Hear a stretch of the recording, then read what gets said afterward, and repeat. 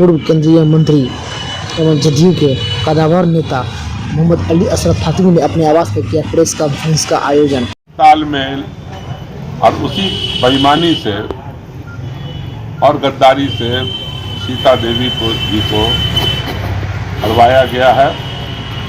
लेकिन मैंने दोनों से बात किया है, इनकी तो तबीयत खराब हो गई थी, तो 1 वोट से हारी है और यहाँ 18 वोट से जीत हुई है। दोनों से मैंने बात किया और यही मैंने कहा है कि आप दोनों मिलकर के सदन के काम को और दरभंगा के विकास को आगे बढ़ाएं और जितना पॉजिटिव रोल हो सके सदन को चलाने में, दरभंगा के विकास में और सबको साथ लेके चलने में, इन दोनों को वो काम करना है। और कभी कहीं पर कोई दुनिया खत्म नहीं हो जाती है। बहुत सारे लोग जिन्होंने गलती की है उनको रियलाइजेशन भी होगा और सब कुछ मुमकिन है अगर आप ईमानदार रहें और लोगों के जनहित के काम में लगे रहें और जो मेंबर्स हैं उनका ख्याल रखें। तो मैं तो दोनों उम्मीदवार जो हुई थी उनको शुभकामनाएं देता हूं नए साल के लिए।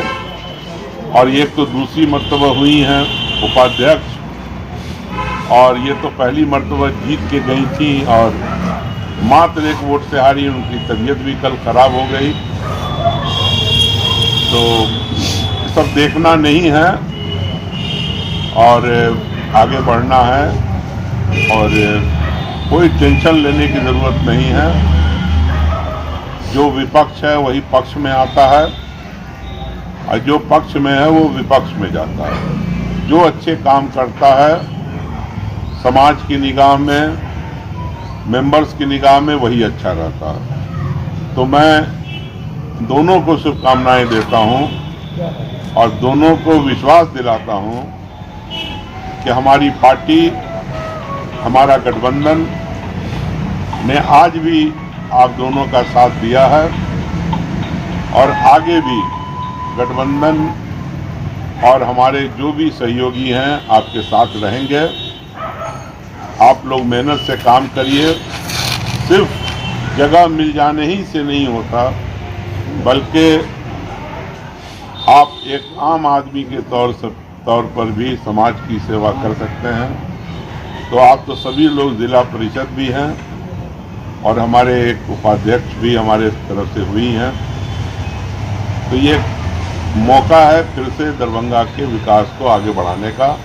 ये सबको मिलजुल के करना चाहिए। साथ ही राजनीतिक तौर से इतना ही कहना चाहेंगे आपसे कि कम से कम ये साल जनता दल यू को मजबूत करने में हमारे सारे सहयोगी लगेंगे। अभी तक 29 तारीख का कार्यक्रम है हमारे राष्ट्रीय अध्यक्ष ललन सिंह जी का। वो 29 तारीख को दरभंगा तशरीफ ला रहे हैं। 29 जनवरी को तशरीफ ला रहे हैं।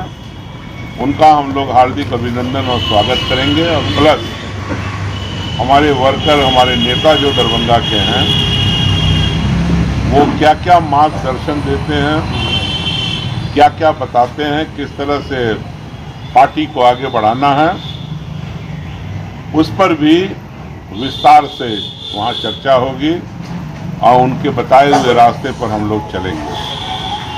साथ ही जो हम लोगों की, जो पार्टी की 2 बड़ी मांगे हैं, खास तौर से बिहार पिछड़ापन में लोग कहते हैं कि नीचे पायदान पर है। ईमानदारी की बात है कि एक एक पैसा जो बिहार की आमदनी हो या भारत सरकार से मिलती हो, नीतीश कुमार जी ईमानदारी से दिन रात मेहनत करके बिहार को आगे बढ़ाने में लगे हुए हैं। लेकिन अगर कहीं कुछ कमी है तो इसमें भारत सरकार को स्पेशल राज्य का दर्जा जो नीतीश कुमार जी की एक जमाने से मांग रही है, उस पर विचार ही नहीं, अमल करना चाहिए भारत सरकार को, और स्पेशल पैकेज की शक्ल में हो, स्पेशल पिछड़े राज्य का दर्जा देकर मदद करने की जरूरत हो। बिहार को जरूरत है पैसों की। दरभंगा आ चुका पूरे हिंदुस्तान के नक्शे के ऊपर, उसको आप आसानी से देख सकते हैं। एम्स, एयरपोर्ट, और अगर इंटरनेशनल एयरपोर्ट जिसको नीतीश जी प्रयास कर रहे हैं वो बन गया, तो ये इलाका अब इसको तरक्की से रोका नहीं जा सकता है। आप लोगों में बहुत सारे यंग लोग हैं। जब मैं पहली मर्तबा एमपी बना था तो मैं यही कहता था कि दरभंगा का हिस्सा जो भारत सरकार के खजाने में कैद है, उसको आज़ाद करा करके दरभंगा की धरती पर लाना है। बहुत कुछ हमारे वक्त में भी हुआ, जैसे रेलवे का काम हुआ, शिक्षा में काम हुआ बहुत बड़ा, और इसके लिए भी प्रयास रहा। कई मर्तबा हम लोगों ने भी पार्लियामेंट में उठाया एयरपोर्ट के लिए, कभी शुरू भी हुआ फिर बंद हो गया, और एम्स की भी आवाज़ उठती रही। लेकिन अब माननीय नीतीश कुमार जी के प्रयास से ये दोनों काम आगे बढ़ा है। इसके साथ साथ दूसरे भी डेवलपमेंट से जुड़े हुए परियोजनाएं हैं जिसको चिन्हित किया गया है दरभंगा के लिए, वो भी आगे आएगा। तो हर लिहाज से इस इलाके को अब आगे ही बढ़ना है, क्योंकि 4 लेन से जुड़ गया पहले, अब दूसरा एक 6 लेन आ रहा है। तो उसके बाद तो आप समझ लो कि किसी चीज़ की कोई कमी दरभंगा में होने वाली नहीं है। और ज्योग्राफिकली दरभंगा ऐसी जगह पर है जिसमें आप कहीं से भी गुजर के आओ, दरभंगा से आपको नॉर्थ बिहार के लोगों के लिए आसानी है यहाँ से इलाज के लिए आने में, यहाँ से जहाज़ पकड़ने में, यहाँ पे कुछ भी और भी डेवलपमेंट का काम हो। ख़ास तौर से ये एजुकेशन हब हो सकता है, जिसकी शुरुआत पहले से हुई और फिर हमने भी उसमें हाथ बटाया है, आगे बढ़ाया है। उस पर भी काफ़ी काम होने की गुंजाइश मौजूद है। साथ ही अभी आपने देखा होगा 3 तारीख को यहाँ पर जिला परिषद का अध्यक्ष और उपाध्यक्ष का चुनाव हुआ, और चुनाव में हमारे पास जनता दल यू की उम्मीदवार बहुत पहले से थी, जो हमारे पार्टी की मेंबर भी हैं, और उनके लिए हम लोग प्रयास कर रहे थे। और कल 3 तारीख को उनकी भारी जीत हुई, 18 वोटों से वो कामयाब भी हुई। 1 वोट जो हमारी अध्यक्षा की उम्मीदवार थी, उनकी तबीयत खराब हो गई, वो चली गई, वरना उसको 19 ही वोट समझें। हम लोगों ने शंभू पासवान जी की पत्नी सीता देवी जी को हम लोगों ने वेलकम किया, जब इनको जो जगह, जो पोजीशन इनको मिलनी चाहिए थी राजद में रहते हुए नहीं मिली। और ये कोई 1-2 साल से नहीं, 30-32 साल से उस पार्टी की खिदमत करते हुए आ रहे थे।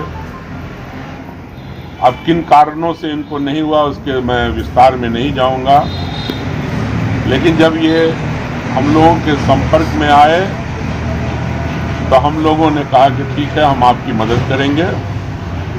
और ईमानदारी से जो भी हमारे लोग थे उन्होंने सीता देवी जी की मदद की,